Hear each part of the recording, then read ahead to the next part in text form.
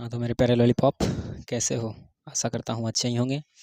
तो आज हम लोग फिर से मौजूद हैं एक नई क्लास के साथ, जिसमें इससे पिछले कल में हमने देखा था कि स्वर वर्ण क्या है और उसके कितने प्रकार होते हैं। ठीक है, तो आज की क्लास में हम देखेंगे कि व्यंजन वर्ण क्या होता है और यह कितने प्रकार के होते हैं। ठीक है, ऐसे तो आप लोग पहला परिभाषा याद करके रखे हो, क्या चीज़ कि वैसा वर्ण जिसके उच्चारण में किसी दूसरे वर्ण की सहायता ली जाए। ठीक है, तो इसका परिभाषा हम लोग नहीं बदलेंगे, वैसा ही रहने देंगे ताकि आपको याद करने में कोई परेशानी नहीं आए। ठीक है, तो सबसे पहले हम लोग इसका परिभाषा देखते हैं कि व्यंजन वर्ण होता क्या है और यह कितने प्रकार के होते हैं। ठीक है, तो सबसे पहले देखिए यहाँ पे लिखते हैं कि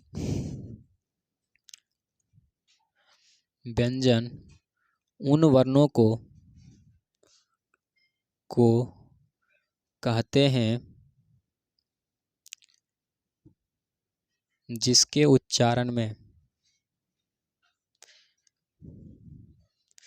किसी दूसरे वर्ण की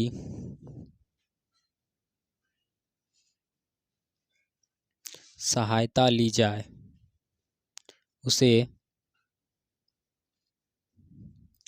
व्यंजन वर्ण कहते हैं। यानी वैसा वर्ण जिसके उच्चारण में, वैसा लिख देते हैं, वैसा वर्ण। ठीक है, सिंपल से यही रहने दीजिए।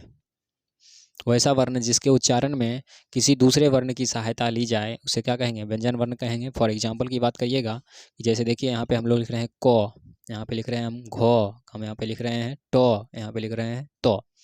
तो आप यहाँ पे देख सकते हो ये सब जितना भी दिख रहा है ना आपको, ये सारा सारा क्या है? व्यंजन वर्ण है। बोलोगे सर कैसे व्यंजन वर्ण है? तो आप इसका उच्चारण करके देखो, इसमें आपको ऑलरेडी एक नया शब्द जो है ना जुड़ता हुआ नजर आएगा। जैसे हम बोल रहे हैं क, ठीक है, आप देख रहे हो क और अ दोनों आ रहा है। ठीक है, इसका मतलब यहाँ पे हलंत पड़ेगा। ठीक है, तो हलंत जब पड़ता है तो इसका मतलब होता है आधा। क्या होता है? आधा होता है। जैसे अगर हम मान लीजिए आधा को अ लिखना है तो हम लोग अ देकर ऐसा हलंत दे देंगे तो आधा को अ हो जाएगा। हम लोग क लिखना है तो आधा को ऐसे लिखना है तो ऐसे कर देंगे तो इसका मतलब क्या हो जाएगा? आधा। कभी कभी क्वेश्चन पूछता है कि बताइए कि वर्णों के इस चिन्ह को क्या कहते हैं, या यह चिन्ह लग जाता है तो उसका मान कितना हो जाता है। तो हमेशा आपको याद रखना है कि जब ये चिन्ह लगेगा तो इसका मान हमेशा कितना होगा? आधा होगा। ठीक है, तो उसी प्रकार से यहाँ पे जितना भी शब्द लिखा हुआ है ये सब में देखोगे अ का जो है ना उच्चारण करते समय अ का सहारा लिखा गया है। जैसे को, घो, ठीक है, टो, तो ये सब क्या है? एक प्रकार का किसी दूसरे वर्ण की सहायता से बनने वाला क्या है? एक प्रकार का शब्द है। ठीक है, इसलिए हम लोग इसे क्या कहेंगे? व्यंजन वर्ण कहेंगे। ठीक है, अब इसके अलावा अब देखो हंसेगा नहीं। ठीक है, सबको हम अ से लेकर य तक सिखाएंगे। आता है? ठीक है, आता है, फिर भी सीखना है क्योंकि अब उसमें थोड़ा कुछ नया आएगा। और अभी जो बता रहे हैं आपको याद रखना है कि ये क्वेश्चन पूछता है, हमेशा पूछता है कि इसका उच्चारण स्थान बताइए। ठीक है, तो हम लोग यहाँ पे लिख देते हैं ऊपर में उच्चारण स्थान। ठीक है, उच्चारण स्थान। जैसे पहले हम क लिख लेते हैं, क, ख, ग, घ, अंगो, च, छ, ज, झ, ञ, ट, ठ, ड, ढ, नो, त, थ, द, ध, नो। ठीक है, उसके बाद प, फ, य, र, सॉरी प, फ, उसके बाद क्या हो जाएगा? ब, भ, मो। ठीक है, तो ये चीज़ आपको पहले से ही पता होगा। ठीक है, अब इसमें थोड़ा सा कुछ नया ऐड करेंगे। नया क्या ऐड करेंगे देख लीजिए इसमें। जैसे हमसे पूछ रहा है कि बताइए अ का उच्चारण स्थान क्या होता है, तो अ हो या आ हो या ह हो। ठीक है, इसमें क्या आ जाएगा? अ, आ या ह। ठीक है, इसके अलावे दूसरे की अगर हम बात करें तो इसमें आ जाएगा दीर्घई, यो, सो, जो। इसमें क्या आएगा? दीर्घई या हर्षई, यो, जो और सो आ जाएगा। ऐसे जो तो है ही पहले से ना, जो नहीं होगा, ज्यों होगा। ठीक है, उसके बाद ये तालम सो हो गया तो इसमें एक मूर्धन्य सो आएगा, इसमें एक दंत सो आएगा। ठीक है, इस प्रकार से इसका क्या हो, हाँ तालम सो है ना। ठीक, एक मिनट, इसका क्या आएगा, एक तालम सो आएगा। जब हमने तालम सो लिख दिया, इसके अलावा इसमें देखिए एक आएगा दूसरा रो, क्या आएगा, रो, और एक आएगा क्या चीज़, तो री आएगा, क्या आएगा, री आएगा, ठीक है। उसी प्रकार से इसमें आएगा ली, लो, और एक सौ तो ऑलरेडी आइले है, ठीक है। इसके अलावा अगर हम बात करें तो इसमें एक आएगा हर्षऊ और दुर्गऊ, ठीक है। ए आई नहीं आया ना, ए आई, अच्छा ए आई आएगा उसमें, किसमें, तो जिसका दो दो उच्चारण स्थान होता है, ठीक है। तो इसमें देखिए इतना चीज़ जो आपको दिख रहा है ना, इन सभी का आपको क्वेश्चन पूछेगा कि बताइए क का उच्चारण स्थान क्या होता है। हमसे क्या पूछेगा क्वेश्चन, कि बताइए इन सभी का उच्चारण स्थान क्या होता है। तो आपको याद रखना है कि ओ सॉरी क, ख, ग, घ, अंगो, ओ, आ और ह, ये जितना भी चीज़ दिख रहा है इन सभी का उच्चारण स्थान जो है ना क्या होगा, कंठ होगा, क्या होगा, कंठ होगा। इन सभी का उच्चारण स्थान क्या होगा, कंठ होगा। आप बोल कर भी देखो, आवाज़ लगता है यहाँ से निकलेगा, अगर हम यहाँ के पकड़ लेंगे ना तो बोलेंगे और, तो सुनाई देगा आपको कुछ और, ठीक है। इसको जोर से पकड़ लीजिए, उसके बाद बोल कर देखिए, आपके गले से आवाज़ ही नहीं निकलेगा, तो इसलिए इसका उच्चारण स्थान क्या हो जाएगा, कंठ हो जाएगा। उसके बाद चौछौ का जितना भी आता है ना वो सबका होगा तालु, ठीक है। तालु मतलब कोई छोटा बच्चा जो है ना जाएगा घर पे तो उसको आ करवा के देखना, ठीक है। उसके नीचे में एक ऐसा हिलता हुआ नजर आएगा, उसी को बोलते हैं क्या चीज़, तालु। यानी चौछौ का जितना भी उच्चारण स्थान होगा वो सबका क्या होगा, तालु होगा। हमसे क्वेश्चन पूछेगा कि बताइए यो का उच्चारण स्थान क्या होता है, क्या बताएंगे, तालु। बोलेगा हर्षई का उच्चारण स्थान क्या होता है, क्या बताएंगे, तालु। बोलेगा दीर्घई का उच्चारण स्थान क्या होता है, क्या बताएंगे, तालु। उसी प्रकार से टौठौ का जितना भी होता है तो इसका होता है कंठ तालु, इसका होता है मूर्धा, क्या होता है, मूर्धा, ठीक है। मूर्धा मतलब आप इसके उच्चारण को करिए और आपका जी जो है ना ऑलरेडी मुड़ जाएगा, क्या होगा, मुड़ जाएगा। जैसे हम बोल रहे हैं टॉ, ठो, डो, ढो, ठीक है। इसके अलावा आप तालम सो, मूर्धन रो, ठीक है, रॉ भी बोलने पर मुड़ जाता है, री इसमें भी मुड़ जाता है। आगे कंठ तालु मूर्धा, उसके बाद तौथो का हो जाएगा दंत, क्या हो जाएगा, दंत। और उसके बाद पोफो का जितना भी होगा ये सब का हो जाएगा ओष्ठ, क्या होगा, ओष्ठ। अब आप इसका चेक एंड ट्राई कर सकते हो कि जैसे हमसे बोला तो का उच्चारण स्थान क्या होगा, तो हम लोग बोलेंगे दंत होगा, ठीक है। मतलब ऊपर वाला जबरा नीचे वाले जबरा के साथ मिलते मिलते जो है बचेगा या मिल जाएगा, जब पूरा मिलेगा तभी समझिए इसका सही उच्चारण स्थान हो रहा है, ठीक है। जैसे तो, थो, ठीक है, इस प्रकार से बोला जाता है। बाकी हम लोग वैसे भी बोलते हैं। तो ऊपर वाला जबरा सिर्फ दांत का क्या होगा, इसमें सहारा लिया जाएगा, और जिसका दांत टूटा हुआ है ना आगे वाला 3 4 उसको बोलो तो बोलने के लिए बोल ही नहीं पाएगा, ठीक है। तो इसी प्रकार से यहाँ पे अगर हम पोफा की बात करें तो पोफा में जितना भी है सबका देखोगे ऊपर वाला ओष्ठ जो है ना नीचे वाले ओष्ठ के साथ क्या होगा, सटेगा या चिपकेगा।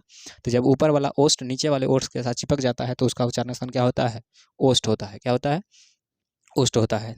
तो इसके ये सारे हम मेरे ख्याल से आपको समझ में आ गया होगा। जैसे हमसे पूछे कि बताइए ओ आ के अलावा ओ आ हो इसका उच्चारण स्थान क्या होता है, क्या बताएंगे, कंठ होता है।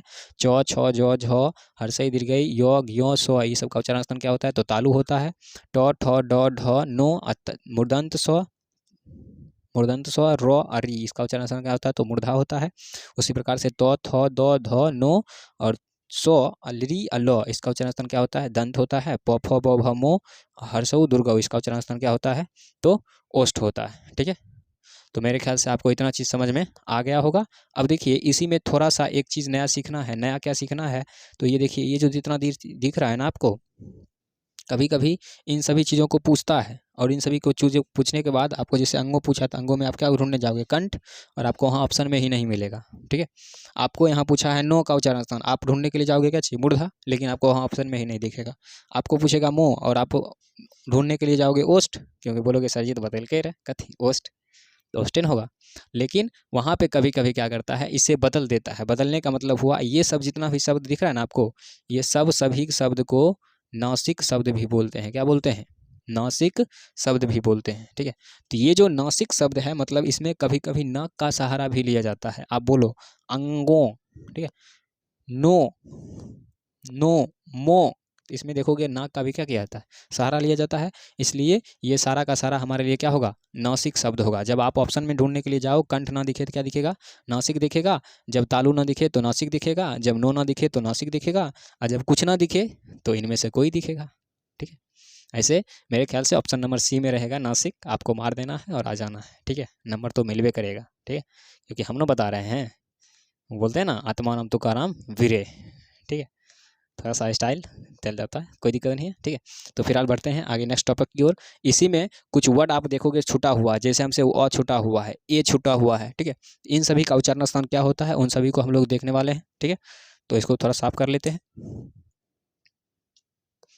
चलिए, तो अब हम लोग जो है आगे देखते हैं। आगे में देखो कुछ ऐसे भी शब्द हैं जिसका उच्चारण स्थान जो है ना क्या होता है, दो दो होता है, मतलब उसके उच्चारण स्थान में दो चीज़ों की सहारा ली जाती है। जैसे अगर हम बात करें व का, ठीक है, तो व का अगर उच्चारण स्थान हमसे पूछेगा तो आप या तो देखोगे ऑप्शन में हमें कहीं दंतोष्ट दिखेगा, नहीं तो दंत जोर ओष्ट दिखेगा। इसका मतलब इसमें दांत और ओष्ट दोनों का सहारा लिया गया है। जैसे वो, तो देख रहे हो ऊपर वाला ओष्ट नीचे वाले ओष्ट का सट रहा है, उसके बाद दांत भी सट रहा है, ठीक है।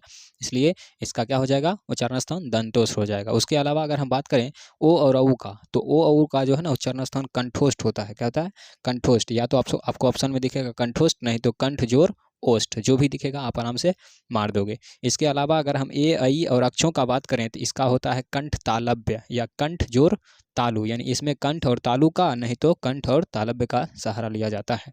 इसके अलावा अगर हम बात करें अक्षों का, तो अक्षों का होता है दंतो मूर्धा, दंतो मूर्धा बोलिए या दंत प्लस मूर्धा बोलिए, दोनों बात एक ही होता है, ठीक है। तो ये एक ही बात होता है। तो मेरे ख्याल से आपको इतना चीज़ याद रखना पड़ेगा, तब जाके आपके क्वेश्चन बनेगा। क्योंकि आपको जब हम ऑब्जेक्टिव कराएंगे तो ऑब्जेक्टिव में सीधे खड़े पूछेगा कि बताइए ए का उच्चारण स्थान क्या होता है, तो आपको क्या याद रखना है, ए का उच्चारण स्थान कंठ तालु होता है, ठीक है। उसी प्रकार से दूसरा बताइए वो का उच्चारण स्थान क्या होता है, तो दंत ओष्ठ होता है, ठीक है। उसी प्रकार से आपसे पूछेगा कि नो का उच्चारण स्थान क्या होता है, टवर्गी नो का, तो क्या बोलोगे, मूर्धा। अब मूर्धा नहीं दिखेगा तब नासिक। उसी प्रकार से दंत स्व में भी देखोगे क्या हो जाएगा, चौथा वाला में बता दंत होगा, या दंत नहीं दिखेगा तब क्या मारेंगे, तो नासिक मारेंगे, ठीक है। तो इस प्रकार से इसका जो भी था उच्चारण स्थान उन सभी को हमने क्या किया, बताया, ठीक है। इसमें देखो कभी कभी जो है ना कुछ बच्चे ज़्यादा होशियार हो जाते हैं, मतलब आपको पीछे छोड़ने के लिए हमेशा रेडी रहते हैं। तो हमने आपको पहले ही बता दिया, आप मेरे साथ पढ़ रहे हो तो आप उससे पीछे छोड़ो, उससे आप पीछे मत रहो, ठीक है। जैसे यहाँ पे हम लोग जानते हैं इसको क्या बोलते हैं, व्यंजन वर्ण बोलते हैं। अब तुमको हम बता देते हैं यहाँ पर व्यंजन वर्ण का एक और नाम, ठीक है। एक और नाम नहीं, चल दो नाम सीख लो, ठीक है। दो नाम में पहला नाम की अगर हम बात करें तो पहला नाम जो है ना मेरे पास आएगा, उसका नाम है, देख लीजिए, पहला नाम है स्पर्शी व्यंजन वर्ण। इसी को बोलते हैं क्या चीज़, स्पर्शी व्यंजन वर्ण, स्पर्शी व्यंजन वर्ण, ठीक है। या इसी को बोलते हैं उदित व्यंजन वर्ण। देखो हीरो कैसे बनोगे, ठीक है, हीरो कैसे बनोगे, आपको सर जी पढ़ा रहे हैं कि बताइए व्यंजन वर्ण किसे कहते हैं, ठीक है। तो व्यंजन वर्ण पढ़ा देंगे, उसके बाद बोलना सर जी एक और होता है कथी, तो स्पर्शी व्यंजन वर्ण, इसे ये क्या होता है ये बताइए, ठीक है। तो टीचर भी 2 मिनट के लिए क्या होगा, सोचेगा कि भाई ये कहाँ से पूछ लिया। या उदित व्यंजन वर्ण किसे कहते हैं, तो आप देखो ये छोटा नाम जो है ना, ये नाम व्यंजन वर्ण सबको याद रहता है, बट स्पर्शी व्यंजन वर्ण या उदित व्यंजन वर्ण जल्दी याद नहीं रहता है। अरे हमें खुद नहीं याद था, जब आपको पढ़ा रहे थे नहीं बताए थे ना, लास्ट में भी देखे हैं तो पता चला है कि नहीं ये भी होता है, ठीक है। तो इस प्रकार से कोई पूछ रहा है आपसे व्यंजन वर्ण क्या होता है, तो आपको वहाँ पे व्यंजन वर्ण नहीं बोलकर उसको बोल दो उदित व्यंजन वर्ण क्या होता है, तू ही बता दे, ठीक है। तो बढ़ते हैं फिलहाल नेक्स्ट आगे। इसमें आगे देखना है कि हमें व्यंजन वर्ण के प्रकार, ठीक है। व्यंजन वर्ण का भी क्या होता है, प्रकार होता है, जिसमें सभी प्रकारों में से कभी कभी क्वेश्चन पूछा जाता है, ठीक है। तो देखते हैं इसका प्रकार, फिलहाल के लिए बोर्ड साफ कर लेंगे।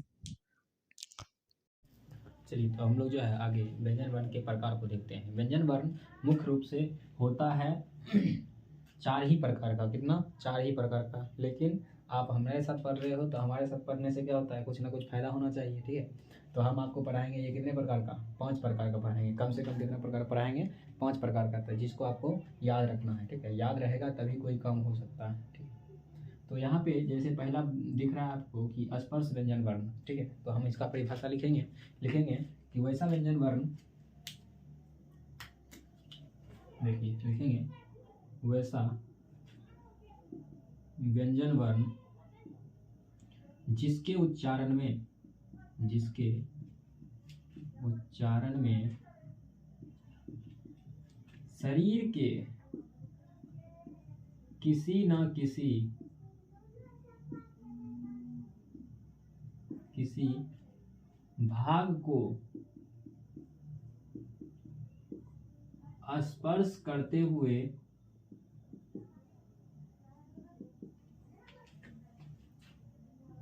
ध्वनि निकले उसे स्पर्श व्यंजन वर्ण कहते हैं। ठीक है, तो आपको परिभाषा पूछेगा कि बताइए स्पर्श व्यंजन वर्ण किसे कहते हैं, तो आपको याद रखना है कि वैसा व्यंजन वर्ण जिसके उच्चारण में शरीर के किसी न किसी भाग को स्पर्श करते हुए ध्वनि निकले उसे क्या कहेंगे, उसे स्पर्श व्यंजन वर्ण कहेंगे। जैसे अगर बात करें एग्जाम्पल की, तो एग्जाम्पल में आप बता सकते हो कवर्ग से पवर्ग तक। कवर्ग से पवर्ग तक का मतलब होता है यानी क का जितना भी बोलोगे आपको पता है ये कंठ को छूते हुए निकलेगा।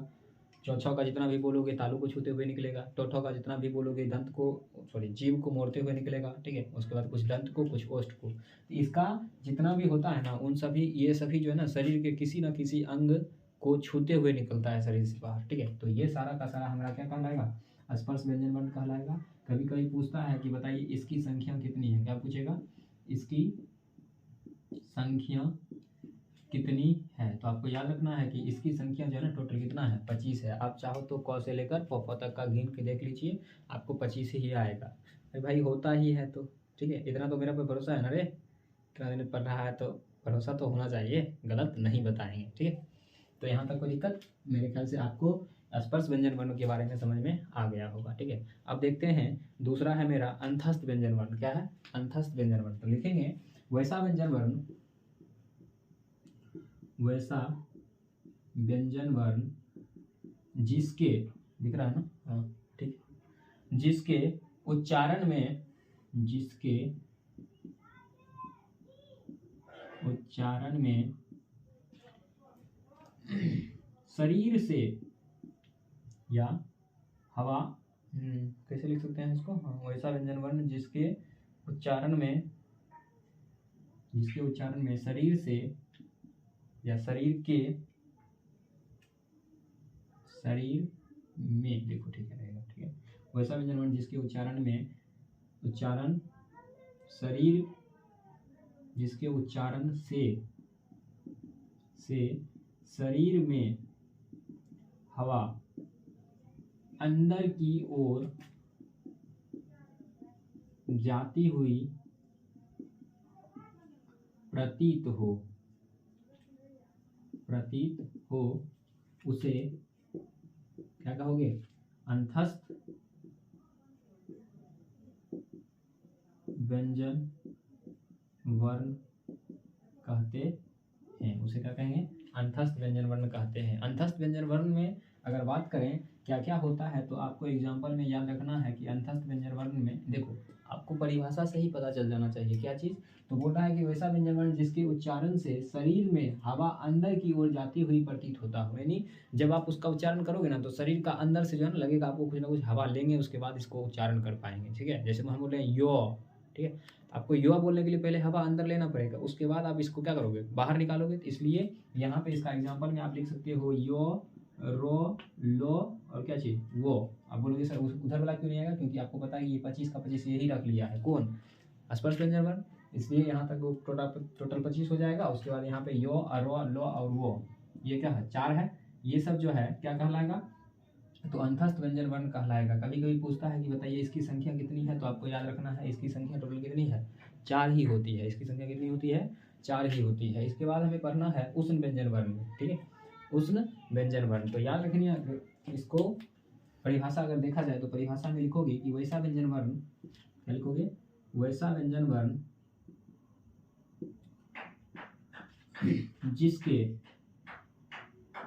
जिसके उच्चारण में गर्म हवा निकले उसे उष्ण व्यंजन वर्ण कहते हैं। यानी जिसके उच्चारण करते समय जो है ना हमारे शरीर से गर्म हवा निकलेगा, क्या निकलेगा, तो हमारे शरीर से गर्म हवा निकलेगा, तो हम लोग समझ लेंगे यह कौन सा वर्ण है, यह उष्ण व्यंजन वर्ण है। जैसे अगर हम बात करें एग्जाम्पल की, तो एग्जाम्पल में आप देख सकते हो कि जैसे हम लोग लिख रहे हैं तालम सो, ठीक है, क्या लिख रहे हैं, तालम सो, मूर्धन्त सो। आप जब बोलोगे ना तो आपके अपने मुंह के आगे में अपना हाथ रख के देखना। ठीक है, आपको लगेगा कि अंदर की हवा जो है ना गर्म हवा हमारे शरीर से क्या हो रहा है, बाहर हो रहा है। तो तालम सो हो गया, मूर्धन्त सो हो गया, उसके बाद दंत स्व हो गया, उसके बाद क्या हो जाएगा, ह हो जाएगा। ठीक है, ये सब जो आप बोलोगे ये सारा का सारा किस में आएगा, तो उष्ण व्यंजन वर्ण में आएगा। किस में आएगा, उष्ण व्यंजन वर्ण में आएगा। कभी कभी पूछता है कि बताइए उष्ण व्यंजन वर्ण कितने प्रकार कितने होते हैं, तो आपको हमेशा याद रखना है कि उष्ण व्यंजन वर्ण कितने होते हैं, 4 होते हैं। कितने होते हैं, 4 होते हैं। ठीक है, उसके बाद हमें पढ़ना है दूसरा क्या चीज़ कि संयुक्त व्यंजन वर्ण। देखो इसका नाम से ही पता चल रहा है कि संयुक्त व्यंजन वर्ण, जैसे आया था संयुक्त स्वर वर्ण, उसी प्रकार से क्या होगा, संयुक्त व्यंजन वर्ण। तो यहाँ पे लिखेंगे कि वैसा व्यंजन वर्ण, परिभाषा क्या लिखिएगा, वैसा व्यंजन वर्ण जिसके उच्चारण में, वैसा व्यंजन वर्ण जिसके उच्चारण में दो वर्णों की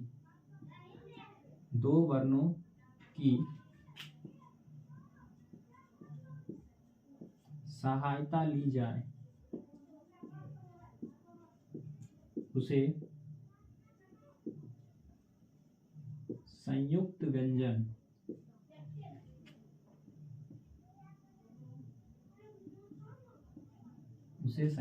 वर्ण कहते हैं। तो ठीक है, ऐसा आपको परिभाषा याद रखना है कि वैसा व्यंजन वर्ण जिसके उच्चारण में दो वर्णों की सहायता ली जाती हो। मतलब ये सब का जब उच्चारण करेंगे तो ऑलरेडी आपको लगेगा कि इसमें दो वर्ण मिलकर तब जाके एक वर्ण का निर्माण किया है। ठीक है, तो वो सारा का सारा हमें लिख के कहलाएगा, तो संयुक्त व्यंजन वर्ण कहलाएगा। क्या कहलाएगा, संयुक्त व्यंजन वर्ण कहलाएगा। अगर हम इसका जैसे की बात करते हैं तो यहाँ पे अक्षों, तरों, ज्ञों और स्वरों, इसमें क्या आ जाएगा, एग्जाम्पल में अक्षों, तरों, ज्ञों और स्वरों। ठीक है, कभी कभी पूछता है कि बताइए कि संयुक्त व्यंजन वर्ण की संख्या कितनी होती है, तो आपको यहाँ भी याद रखना है कितना, 4।